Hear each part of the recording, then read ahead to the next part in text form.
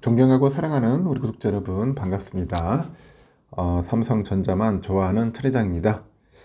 이제 저녁 시간이고 퇴근 무렵일 것 같아요. 퇴근 준비 잘 하시고 날이 추우니까 운전 조심하십시오.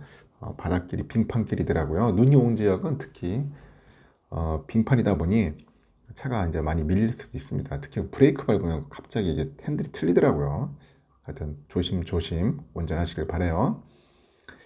오늘 보니까 또 삼성전자 오를 듯 말 듯 하면서도 다행히로 좀 올랐어요. 100원이나. 다행스럽게 100원 올랐다. 우선주는. 본주는 보합으로 끝났고, 하지만 그 반도체 대장주 삼성전자의 그 주가 하락세, 이 주가 하락세는 아주 심상치 않다. 그런 이야기가 있습니다. 심상치가 않다. 지난 6월 처음으로 5만원대로 무너진 주가는 벌써 반년째 지지부진한 박스권에 갇혀 있어요. 반년째. 아주 막 지지분해하고 답답하죠. 글로벌 반도체 수요 감소, 그리고 가격 하락, 이런 것들이 지속되다 보니 결국 이 실적이 악화 일로를 걸으면서 상당히 좋지 않다는 겁니다. 또 증권가에서도 실적 반등 시기를 내년 2분기에서 이제 3분기로 이어나는 등 단기간의 개선은 어렵다. 뭐 그렇게 이야기들을 합니다. 증권가에서도 상당히 부정적으로 보고 있더라. 쉽게 말해서 그렇게 보시면 될 것 같아요. 코스피에서도 오늘 삼성은 전일과 같은 59,500원이었죠. 59,500원. 그래 아주 기가 막히게 다시 또 올라왔어요. 삼성전자 주가는 지난 6월 17일 59,800원에 마감을 해가지고 1년 7개월 만에 처음으로 다시 6만원 밑에서 장을 마친 뒤에 6개월째 5만원에서 6만원대에서 횡보를 하고 있어요. 이게 참 지겨운 거 이거야. 횡보 왔다 갔다 하면서 사람이 엄청 지겨운 거거든. 뭐든지 지겨우면 오래 못해. 지겨운 거를 사람들이 못 참아요. 여기 이제 빠져드는 거야. 지겨우면. 뭔가 큰 변화가 있고 뭐 있어야 하는데 뭐 등락이 있든지 뭐 슈팅을 하든지 해야 하는데 오를 듯 말 듯 하니 얼마나 지겹겠어요. 답답하고 여기서 거의 다 포기를 많이 한다는 거지. 일단은 통상 연말이 되면은 하여튼 그래요. 좀 주가 강세를 보이던 모습도 올해는 실종된 것 같아요. 실종된 모양새고 삼성은 최근에 10년간 10번의 그 12월 중에 7번 주가가 상승을 했어요. 10년간 10번에 12월 중 10번에 12월 중 7번. 그리고 연말 되면은 확률적으로 봤을 때는 올랐는데 왜냐 할 때는 배당 증가, 뭐 이듬해 실적 기대감 이런 것들을 반영을 하다 보니 연말 주가가 상승하는 산타랠리의 뭐 대표적인 수혜주로 꼽히면서 연말에는 오르는 게 거의 뭐 상식화라고 해야 할지 모르겠는데 통상적으로 그랬어요. 근데 그 내년에 근데 반도 저팡이 올해보다 더 좋지 않을 거라는 그런 비관적인 전망들이 막 쏟아져 나오다 보니까 이 주가 모멘텀마저도 사라졌어. 주가 모멘텀. 이 뭔가 모멘텀이 있어야 하는데 이 모멘텀이 안 보여. 지금 보니까 보이지가 않아요. 그러다 보니까 상당히 힘든 시기를 겪고 있다는 겁니다. 그래 투자자들이 많이 떠나가는 거야. 지금 개미들이 많이 떠나가고 있어요. 주식 투자. 삼성은 올해 4분기 영업이익 8조 2264억을 기록할 것으로 전망을 하는데 1년 전 같은 기간보다 40.7% 정도 급감한 수치입니다. 앞서서 삼성전자는 지난 3분기에도 10조 8,520억 정도의 영업이익을 올렸어요. 올려가지고 전년 동기 대비 31.39%의 감소한 실적을 기록하기도 했죠. 이때 메모리 반도체 가격 하락이 1년째 지금 이어지고 있죠. 1년째 이어지기도 있는데 여기에 또 고객사들의 재고 조정, 이 재고 조정까지 겹치다 보니 또 삼성전자의 그 전체 매출의 66%를 차지하는 그 반도체 매출이 크게 감소를 했어요. 그러다 보니까 힘이 없다. 그렇게 보시면 되는 것 같아요. 그러다 보니 내년 전망은 어떠냐?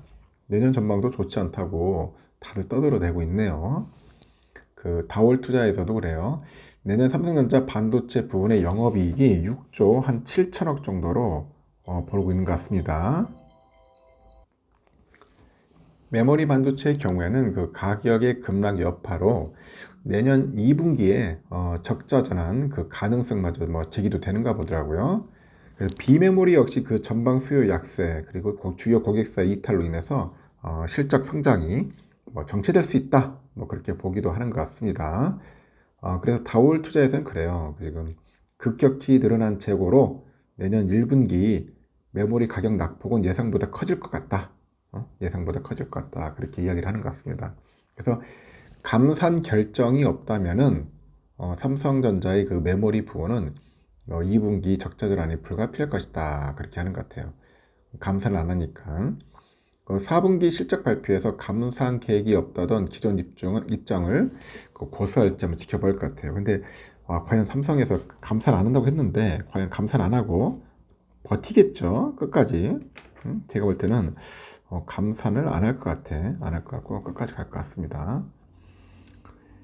내년 실적 반등 시기는 한 3분기로 보는 것 같습니다. 3분기로 보는 것 같은데 당초에 그 증권사들은 반도체 업황이 내년 1분기를 바닥으로 해가지고 2분기부터 반등할 것으로 내다봤는데 연말로 갈수록 2분기가 아닌 그 3분기에 반등할 수 있다는 그 리포트가 나오기 시작한 리포트가 드러나고 있다. 그렇게 보는가 봅니다. 그래서 이 메모리 업황 반등은 23년 3분기 이후 가능할 것이다. 23년 3분기 이후 가능할 것이다. 그렇게 보는 것 같습니다. 그래서 23년 하반기 이후에 가파른 실적 회복을 기대한다면은 어려운 상황에서도 매수를 추천한다. 그래서 저는 그래요. 지금 막 아주 힘들고 어렵고 괴롭고 주가 바닥일 때 그때 이때 막 열정적으로 모아야 돼. 그래 이게 갑자기 주가가 상승하기 시작하면은 1년 후에는 최소 한 90에서 한 100%는 상승하더라. 그렇게 봅니다. 통계적으로 보면 그게 나와 있더라고요.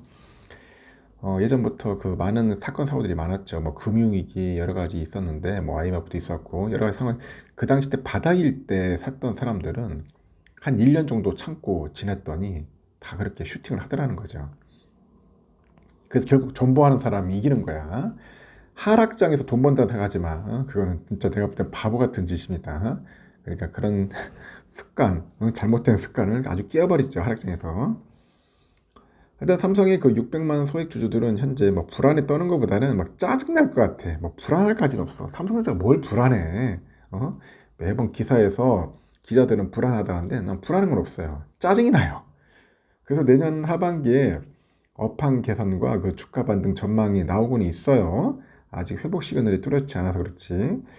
개미들은 올해 1월부터 6월까지 6개월 연속으로 삼성전자를 순매수했는데 7월 1163억 정도 순매도로 시작해서 쭉 파는 것 같아. 뭐 10월, 11월 막 이렇게 해서 대규모 순매도를 하는 것 같습니다. 그 삼성이 올해 상반기 기준을 했을 때 그 지분율은 1% 미만. 그 소액 주주가 벌써 592만 명이요. 592만 명. 그러니까 찔끔찔끔 하는 사람 말은 찔끔찔끔 하는 개미들이 많다는 거죠. 개미들도 뭐 개미들 나름이지. 내가 볼 때는 뭐 100주 미만의 개미들이 태반일 거예요. 거의. 내년 반도체 업황이 전체 업종 가운데 최악을 기록할 것으로 분석한다고 하네요. 하이투자에서는 최악이다. 내년 반도체 업황은. 내년에 그 메모리 반도체 설비 투자가 올해 대비 27% 감소하면서 실적 개선은 쉽지 않을 것으로 보는 것 같습니다. 한국의 반도체 주가는 중국 IT 수요를 따르는 경향이 좀 있죠. 그 중국 정부의 제로 코로나 정책 완화가 이게 제대로 실행돼야 돼요. 중국의 제로. 이게 좀 실행해 준다면은 제로 코로나 정책이 완화죠. 완화. 제로가 아니라 완화가 추진돼 주면은 우리나라 반도체 산업은 뭔가 좀 멋진 불기둥 한번 보여주지 않겠나 생각이 들어요. 하여튼 중국과의 연관돼 있다. 저는 그렇게 생각이 되는 것 같습니다. 지금 상황은 상당히 힘들다는 겁니다, 여러분. 제가 말씀드리고 싶은 거는 좀 버티고 견뎌내야 돼요. 견뎌내자. 알겠죠? 하여튼 이 주요 하락장을 이겨내는 사람이 나중에 반드시 수익을 낼 수 있습니다.